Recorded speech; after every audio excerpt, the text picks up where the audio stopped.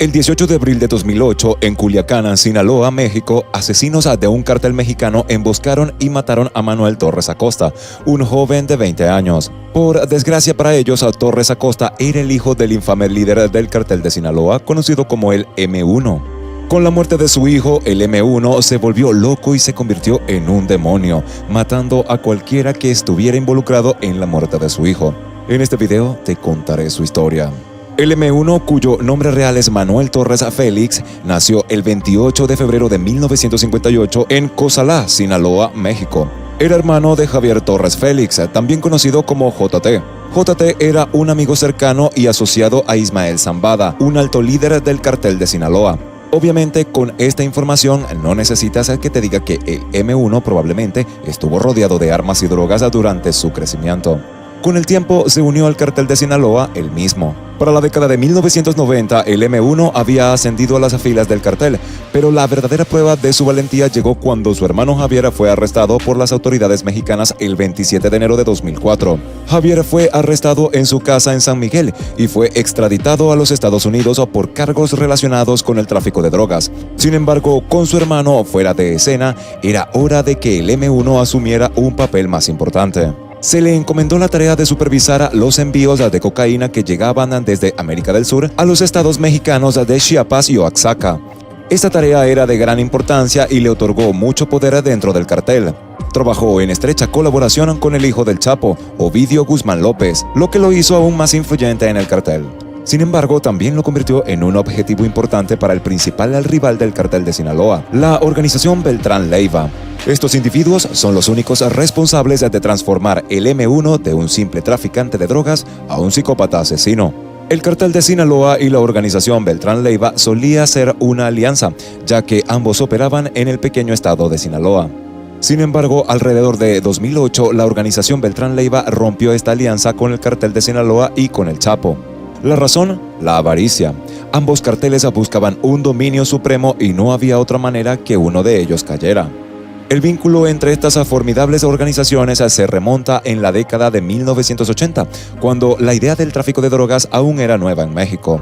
Los cuatro hermanos fundadores de la organización Beltrán Leiva, Alfredo, Arturo, Carlos y Héctor, crecieron en el campo pobre de México, no muy lejos del Chapo. Todos se involucraron en el negocio del tráfico de drogas de la misma manera. Primero, como productores de amapola de bajo nivel y luego como sicarios y distribuidores para las organizaciones más grandes, como el Cartel de Guadalajara. En 1993, cuando el Chapo fue arrestado por primera vez en México, los hermanos Beltrán Leiva fueron quienes esperaron y financiaron su escape en 2001. Esto pone en contexto cuán cercanos eran estos tipos. También proporcionaron mano de obra al Chapo y al cartel de Sinaloa durante su guerra contra los carteles del Golfo y de Juárez. En un momento dado, las autoridades pensaron que todos eran un solo cartel grande hasta 2007, cuando comenzaron a circular rumores sobre una posible alianza entre la organización Beltrán Leiva y los Zetas. Por si no lo sabías, los Zetas es otra organización criminal que opera en México.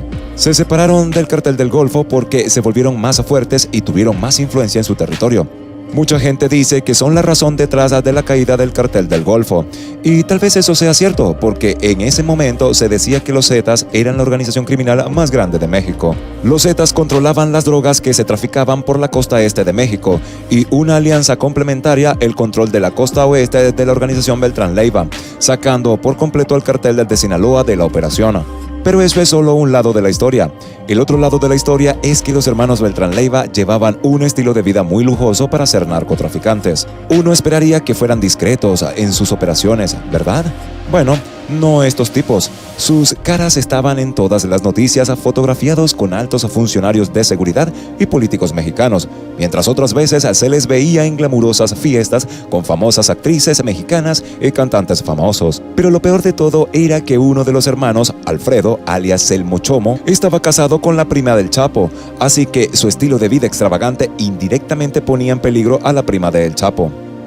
Por un lado, el Chapo no quería perder la alianza entre el cartel del Sinaloa y los Beltrán Leiva, pero por otro lado necesitaba detenerlos para que no estuvieran por todos lados, de lo contrario, caería con ellos.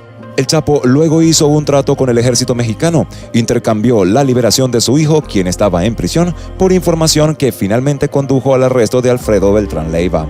Y, oh chicos, los hermanos Beltrán Leiva estaban furiosos por esta movida del Chapo. Quiero decir, nadie sabía con certeza si él realmente lo hizo, pero estaba bastante claro que había delatado a las autoridades.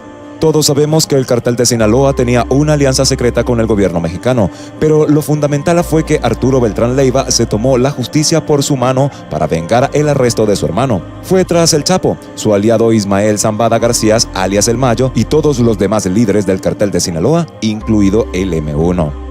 El primer ataque fue contra el hijo del Chapo, de 22 años, quien fue acribillado por 20 sicarios del cartel Beltrán Leiva, mientras salía de un centro comercial en Culiacán. Esto fue seguido por hasta 116 asesinatos, 24 de ellos siendo miembros de las autoridades mexicanas, pero la muerte que destacó en este ataque fue la de Manuel Torres Acosta, hijo del LM1. Abril 18 de 2008, justo afuera del Ministerio de Salud en el distrito residencial de Montebello, en Culiacán, el hijo de 20 años de LM1 Torres Acosta fue emboscado por un grupo de sicarios que trabajaban para el cartel de Beltrán Leiva. Torres fue emboscado junto a su hermana de 4 años, Alondra, y la cuñada del M1, Vivas Heredia. Los sicarios intentaron secuestrar a Torres Acosta, pero él se resistió, lo que los llevó a abrir fuego y matarlo en el acto.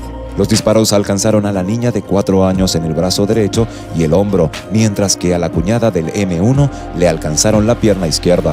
Después del asesinato de Torres Acosta, la policía encontró el vehículo de escape utilizado por los sicarios y dentro del vehículo estaba la principal cosa que hizo que el M1 perdiera la razón. Encontraron una K-47 y un mensaje escrito que decía "En nombre de tu amigo y su sobrino Huele".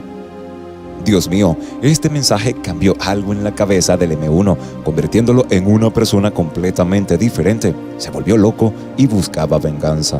Unos días después de la muerte de su hijo, el M1 les pidió a los hombres bajo su mando que reunieran a tantos miembros del Beltrán Leiva o los Zetas como pudieran y los atara a su rancho. Este fue el momento en el que el lado psicótico real del M1 cobró vida. Torturó a cada hombre antes de matarlo a sangre fría. Una de las víctimas del M1 fue el comandante de la policía municipal, Roberto Carlos Barceló. Su cuerpo fue arrojado junto con otros 2 en el maletero de un coche, mientras sus sicarios se encargaban de los cuerpos de las otras víctimas y los abandonaban en diversos lugares alrededor de Culiacán. Tal vez pensaste que 1 o 2, o incluso 5 muertes habrían saciado la sed de venganza del M1, ¿verdad? Bueno, no lo hizo. Y con cada hombre que mataba se volvía emocionalmente más inestable. Además, con cada muerte que pasaba, la guerra entre el cartel Beltrán Leiva y el cartel de Sinaloa se descontrolaba aún más. Fue el comienzo del fin. Torturar a estos hombres le valió al M1 el apodo de El Ondeado, lo cual significa el loco. Torturó y mató a más de 30 sicarios diferentes y ordenó el asesinato de cientos más. Pero por mucho asesino que fuera el M1, era un hombre muy inteligente. Sabía que estaba siendo buscado, así que se aseguró de nunca salir de su ciudad natal y también se aseguró de que los sicarios que mataba fueran llevados a su rancho personal. Durante su racha de asesinatos también trabajó con Ismael Zambada García, alias El Mayo, para controlar algunos de los asuntos del cartel de Sinaloa. Sin embargo, la ciudad de Culiacán parecía una escena sacada directamente de una película de terror. Las calles estaban manchadas de sangre y habían cadáveres en casi cada esquina. El gobierno mexicano lanzó una operación para detener la violencia, enviando a 2,000 soldados a la ciudad. Debo decirte que esta operación fue una de las razones detrás de la caída del M1. En septiembre de 2008, una de las casas seguras del M1 fue allanada por las autoridades. Encontraron armas de fuego, drogas y un vehículo blindado. Pero lo más importante que vieron en esta casa segura fue una imagen clara de cómo lucía el M1. Se le vio en una foto con Michel Torres, alias el M2. Torres era sobrino del M1 e hijo de Javier Torres Félix. Esta foto se difundió en los medios de comunicación, poniendo aún más objetivos en la espalda del M1.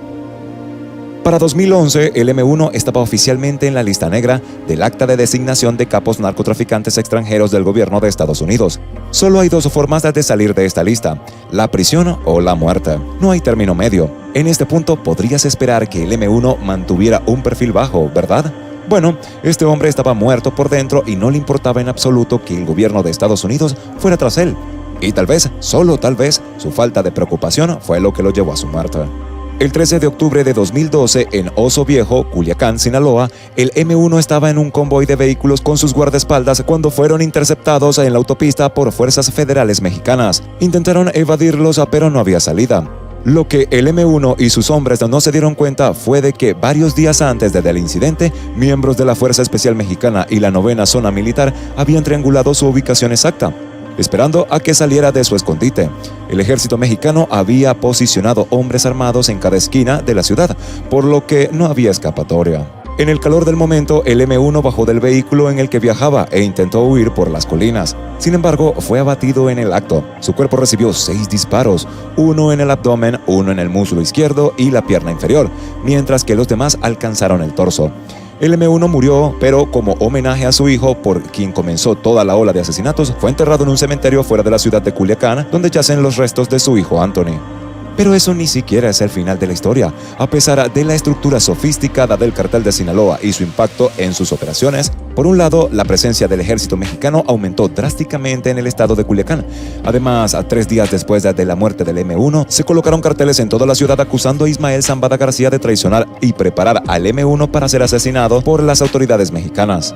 El Cartel de Sinaloa tardó algunas semanas en redactar su cadena de mando y flujo de operaciones antes de decidir ir tras la organización Beltrán Leiva. Los Beltrán Leiva sabían que el Cartel de Sinaloa vendría por ellos, por lo que finalmente formaron una alianza con los Zetas.